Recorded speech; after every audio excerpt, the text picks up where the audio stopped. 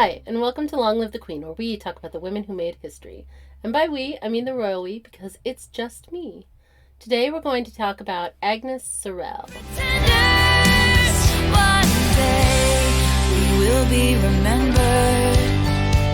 Usually it's the royal we, because it's just me, but today I have my friend Rob. Hi, Rob. Hello. I'm excited to have you here with me. Yeah, this will be fun. This will be fun. To be here. We're going to talk about Agnes Sorel. Agnes Sorel was born in the year of our Lord 1422. She was the daughter of Jean and his wife Catherine. And we don't know much about her parents or her early life because she wasn't royal and she didn't have people following her around, writing everything down. So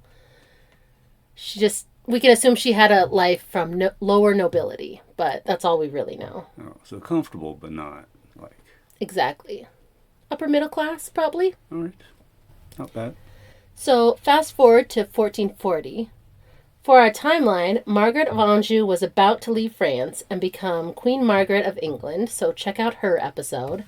And in Scotland, we are just past the Scottish Red Wedding, the Black Dinner, so check out Joan Beaufort's episode for all that drama. That sounds very Game of Thrones-ish. That was the inspiration for the Red Wedding, the Black Dinner in Scotland.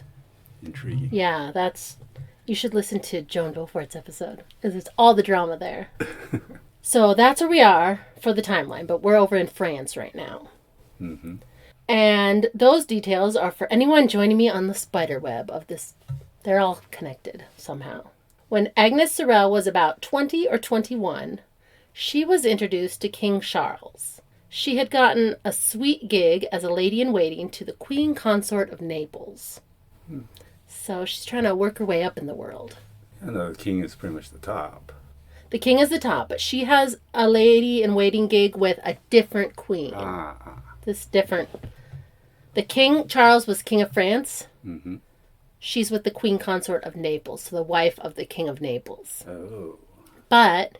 it puts her in the royal circles. Yeah. She's like hobnobbing with all the powerful people. Foot in the door. Yes. She was described as having an otherworldly beauty. She was very pale and very blonde, so Targaryen vibes. Yeah. She also abided by a beauty custom of the time that involved plucking her hairline back. Oh. Yeah, I mean, it was hot at the time. So like high forehead. Mm-hmm. Okay. Yeah, receding hairline vibes. Oh. Huh. Yeah, they just plucked those suckers right out. Sounds painful. It really does. And, you'd have to do it kind of often. Yeah. Yeah. Oh, my gosh.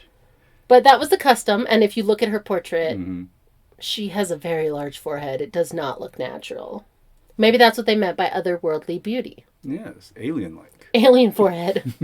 Though in more modern days, they did examine her corpse, which did have hair on it.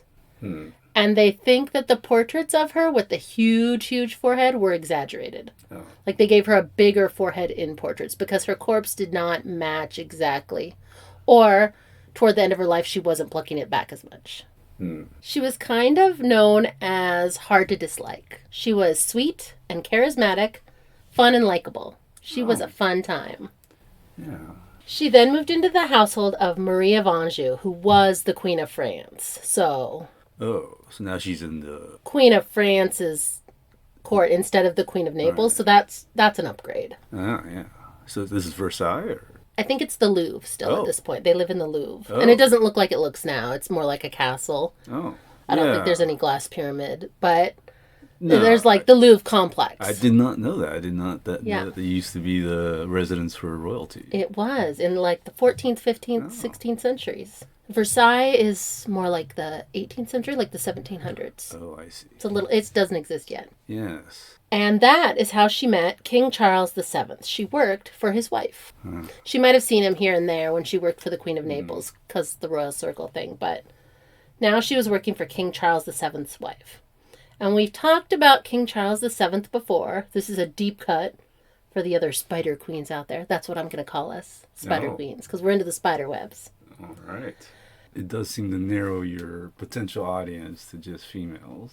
No, men can be queens too. Oh.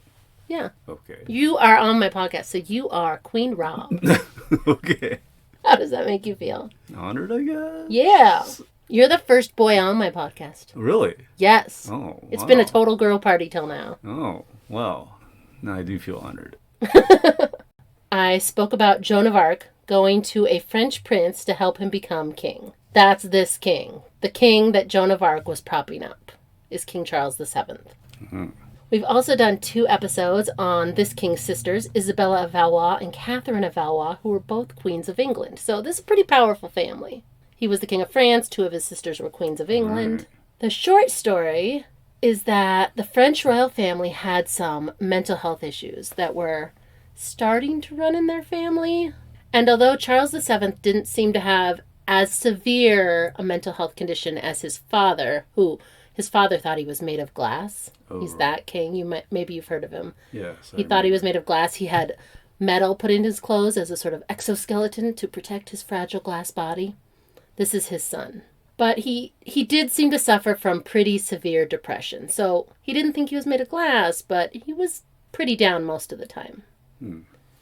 Agnes soon became mistress to the king and reportedly had a really good influence on his depression. They didn't have SSRIs then, so you created serotonin any way you could. And in this case, it was with a royal mistress, which is how the French royal family tended to treat a king's mental illness. This was not the first time a king's mental illness was treated with a mistress. Oh, doesn't sound like a bad idea. Yeah, I mean, as long as try. Your wife can tolerate it. Her influence on the king was noticed when her company seemed to pull him out of a prolonged depressive state. So he was in the middle of a very long depressive state. And she showed up and he was like, hey, maybe life's worth living. Wow. Then she influenced the king to rally his troops and expel all the English from the French lands. Because this is during the 100 Years' War. So she's like, get your troops, get them together, kick those English out. Oh. Because the French were losing the 100 Years' War at this point. England had at least a third of France. All right. So she's like a cheerleader or something. 100%, yeah. She's a good influence. Everyone was like, I'm here for this. Okay. Boost the spirits. Right? You gotta be positive influence. Agnes had a huge influence on the king, and people were noticing. And this developed some enemies for Agnes. Like, not everyone was on board. Oh, like why would... Like, I guess he has rivals that are... Yeah, well, I mean, he has a wife. Oh. I thought this would be with her approval, though. No? I mean, it was acceptable. But probably not welcomed. Okay, I see. And other people were just like, oh, who is she? Like, upper middle class? Oh, yes. Like, why she just can't come bang the king for no good reason? This is not appropriate at all. Then there's some people who are super religious. They wouldn't approve of it. Yes. So she was super likable, but she had some enemies. Officially, Agnes was the first woman to be assigned the role of royal mistress as an official position at court. It was her job. Oh, interesting. Was she paid? Yeah, she had a whole allowance. She was a kept woman. Okay. She was provided for. Get in the bag. That's good. Yeah. And his father had a mistress, but she hadn't had the official title. Agnes is the first, like, official. This is her occupation. A royal mistress was just one part in the French court machine. That's what I have in my notes. Her literal occupation was being the king's mistress, and he reportedly paid her very well. Very, very well. And she, in turn, spent that money, sometimes just giving it away to a needy cause. Oh, she's a lovely lady. Yeah, she was lovely and kind and like, what do I need all this money for? Like, there's poor people out there. There's other middle-class people who need some cash. Agnes was extra. Like, extra, extra.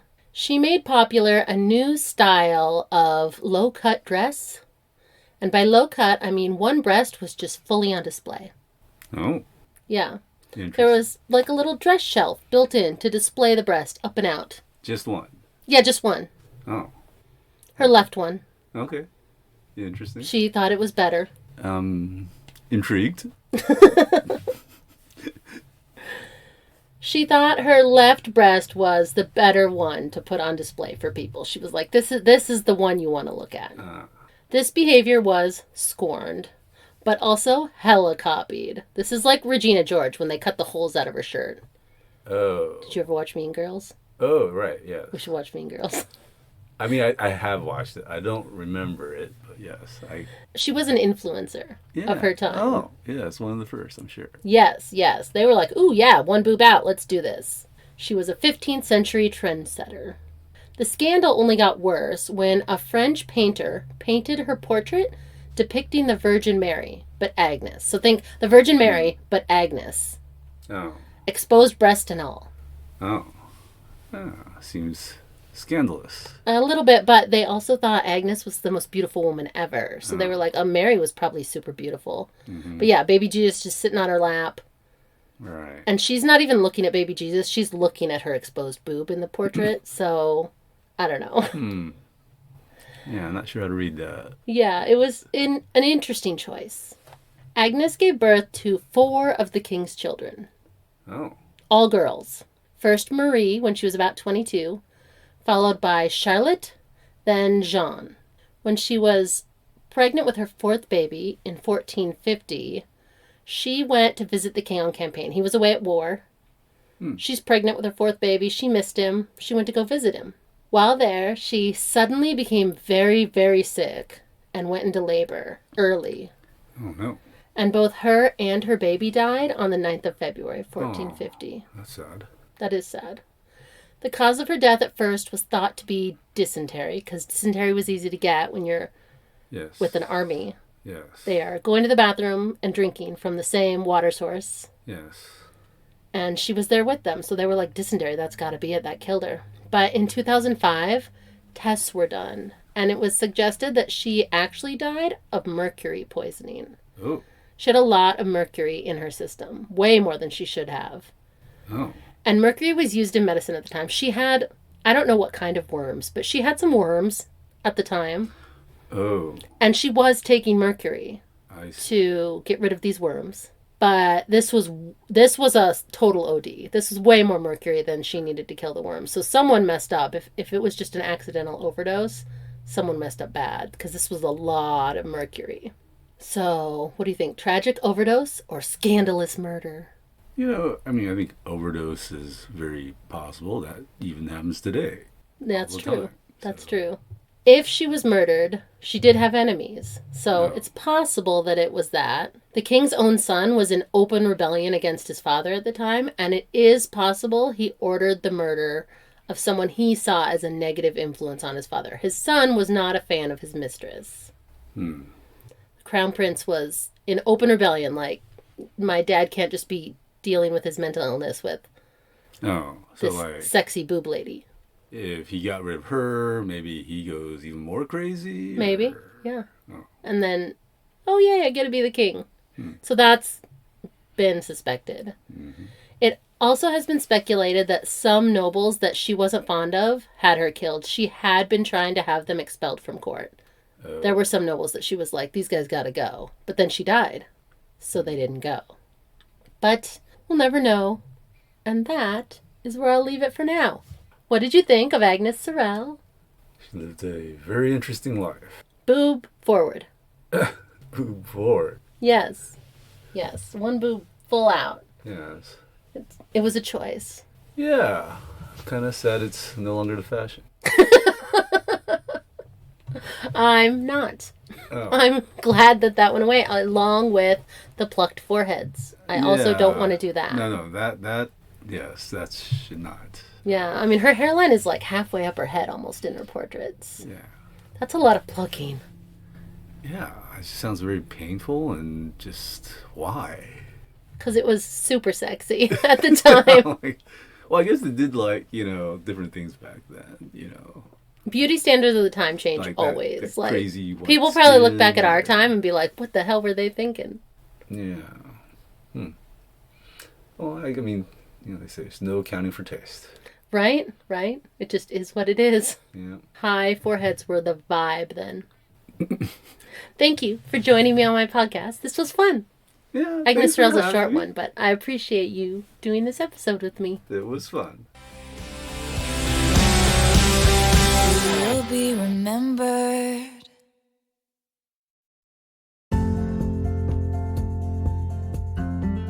Thanks for listening.